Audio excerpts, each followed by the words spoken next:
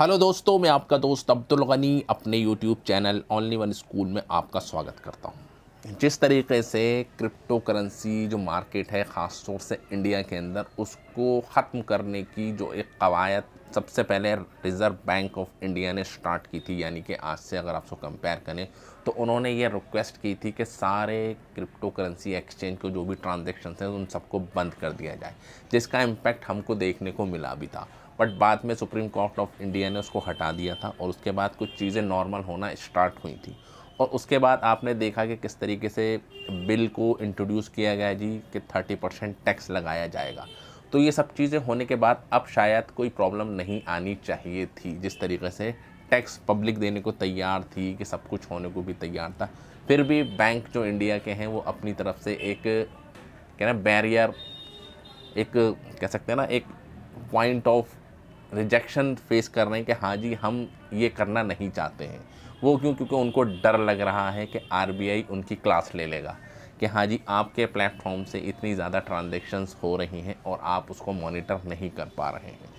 वो क्यों? क्योंकि ज़्यादातर जो भी ट्रांजेक्शन हमारी होती थी, अभी अगर हम देखेंगे वज़ीर एक्स पे देखेंगे और भी अदर एक्सचेंज पे, तो यूपीआई ज़्यादा इन्वॉल्व होती थी उसके अंदर। यूपीआई का मतलब ये है कि आप इंस्टेंटली आप ट्रांसफ़र कर सकते हैं, ठीक है, या फिर अकाउंट को मैनुअली ऐड करके आईएमपीएस के थ्रू भी हम ट्रांसफ़र कर सकते हैं। बट धीरे धीरे इन सब ट्रांजेक्शन को, यानी कि डिपॉजिट को बंद किया जा रहा है जी बैंक की तरफ से। आईएमपीएस भी बंद कर दी गई, एनईएफटी भी बंद कर दी गई है। मोस्टली ज़्यादातर तो मेजॉरिटी ऑफ एक्सचेंज उन्होंने बंद कर दी हैं, क्योंकि मेजॉरिटी बंद करने वालों की ज़्यादा है और कम करने वालों की कम है। तो इसलिए तो ओवरऑल जो इम्पैक्ट पड़ रहा है वो डिपॉजिट के ऊपर वो पड़ रहा है जी। लोग अपने अकाउंट से एक्सचेंज के ऊपर ट्रांसफ़र नहीं कर पा रहे हैं, जिसकी वजह से क्या है, जो हमारे जो एक्सचेंज है उनके ऊपर वॉल्यूम भी डाउन हो रहा है। जब पैसे ही नहीं आएंगे, अकाउंट के अंदर ऐड नहीं होंगे, तो बंदे ट्रेडिंग कहाँ से करेंगे, बाइंग कहाँ से करेंगे। तो उसी की तरफ चलते हुए कोटक महिंद्रा ने भी आज अनाउंसमेंट कर दिया कि हम सारी फैसिलिटीज़ नहीं देंगे। ठीक, अभी मोबीक्विक था, मोबीक्विक ने भी अभी रिसेंटली अनाउंस कर दिया था कि हम क्रिप्टो करेंसी से रिलेटेड ट्रांजैक्शन को एक्सेप्ट नहीं करेंगे। अभी कॉइन बेस इंडिया के अंदर लॉन्च हुआ था, तो उसको भी यूपीआई के थ्रू ट्रांजैक्शंस हो रही थी, बट उसको भी कॉइन बेस ने अपने प्लेटफॉर्म से डिसेबल्ड कर दिया कि आप यूपीआई से पेमेंट नहीं कर सकते। अब प्रॉब्लम आ रही है कि अब बंदे अपने अकाउंट से पैसे जमा कैसे करें। तो इन सब चीज़ों को सोचना चाहिए कि जब गवर्नमेंट ऑफ इंडिया ने टैक्स को इम्प्लीमेंट कर दिया है कि 30% टैक्स तो देना है, ठीक है, टीडीएस भी हमारा लगना स्टार्ट हो जाएगा। अब पता नहीं बैंक्स को क्या प्रॉब्लम्स आ रही है, क्या ऐसी इलीगल एक्टिविटीज़ रिटेल इन्वेस्टर्स कर रहे हैं जिसको लेके उनको डर लग रहा है कि आरबीआई को उनको जवाबदेही देनी पड़ेगी।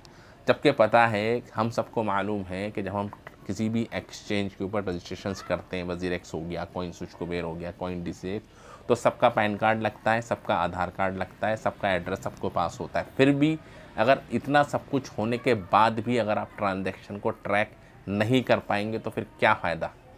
रेगुलेशंस आनी चाहिए। ये तो है जी सेंट्रलाइज एक्सचेंज। अब बात करेंगे डिसेंट्रल, तो उसके ऊपर आप कैसे ट्रैक करेंगे।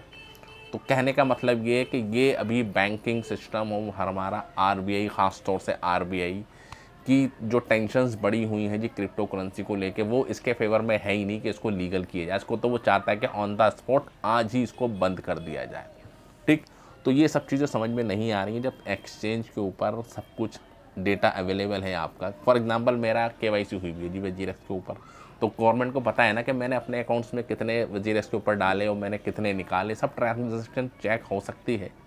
ठीक, तो उसके बाद भी प्रॉब्लम्स पता नहीं क्यों क्रिएट कर रहे हैं बैंक, समझ में नहीं आ रहा। एक तो इतना ज़बरदस्त इम्पैक्ट है 30% टैक्स देना, और उसके बाद जो लोग करना चाहते हैं उनको करने नहीं दिया जा रहा है, सिर्फ इस डर से कि ट्रांजैक्शन चेक नहीं हो पाएंगी। अगर यही हाल सेंट्रलाइज एक्सचेंज का, तो आप सोचो कि कितना बड़ा चैलेंज होगा जी गवर्नमेंट के लिए कि डिसेंट्रलाइज एक्सचेंज के ऊपर होने वाली ट्रांजैक्शन को ये किस बेस के ऊपर ट्रैक कर पाएंगे, उसके ऊपर किस तरीके से रेगुलेशंस लगेगी, जब जो वो ट्रैक कर सकते हैं सेंट्रलाइज एक्सचेंज उसके ऊपर ट्रैक नहीं हो रही हैं।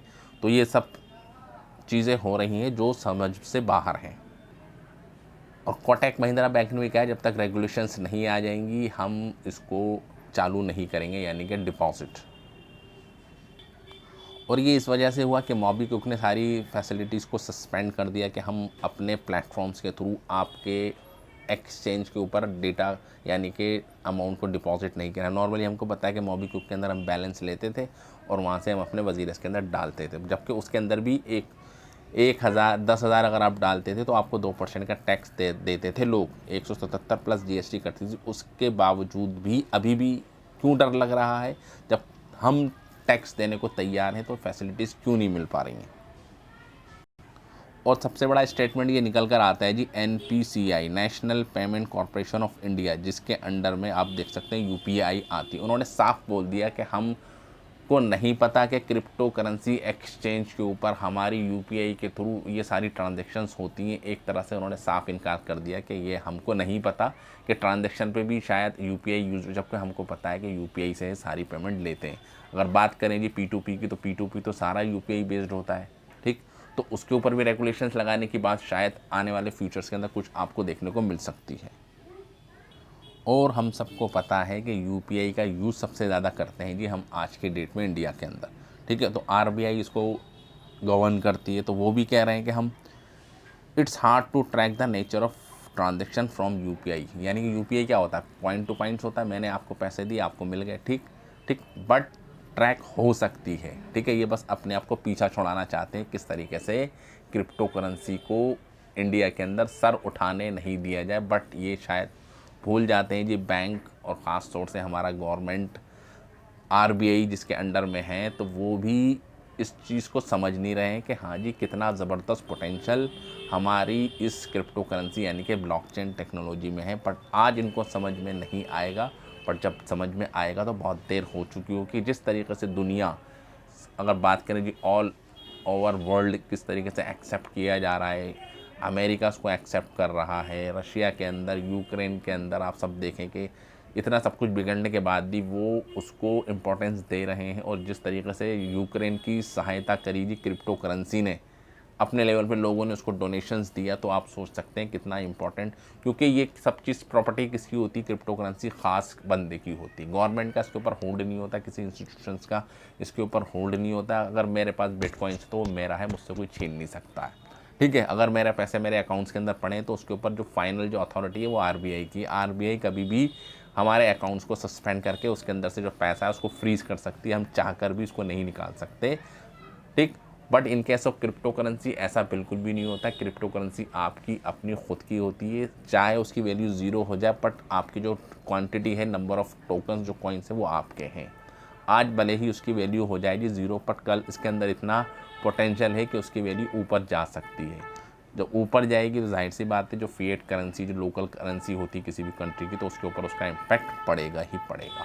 तो इन्हीं सब चीज़ों को डर लेके सारी ये रेस्ट्रिक्शंस और बाउंडेशंस लगाई जा रही हैं क्रिप्टो करेंसी के ऊपर कि किस तरीके से जो इंडियन इन्वेस्टर्स हैं उससे बाहर हो जाए, क्योंकि इनसे इनकी ट्रांजैक्शन को ट्रैक करना इम्पॉसिबल सा होता जा रहा है। तो बाकी डिटेल्स वीडियो के लिए आप हमारे चैनल पर जुड़े रहें, बाकी इंपॉर्टेंट अपडेट्स हम डालते रहते हैं। तो आप हमारे चैनल को सब्सक्राइब करें, लाइक करें, शेयर करें। Thank you very much for this video. जय हिंद।